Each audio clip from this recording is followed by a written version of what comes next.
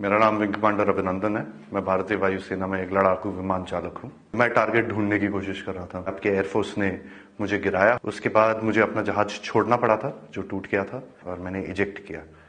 Eject करते ही उसके बाद जब मेरा पैराशूट खुला और जब मैं नीचे गिरा, मेरे पास पिस्तौल थी और लोग बहुत ज्यादा थे और मेरे पास बचाव का सिर्फ एक ही साधन था। मैंने अपनी पिस्तौल गिरा दी तो मैंने भागने की कोशिश की।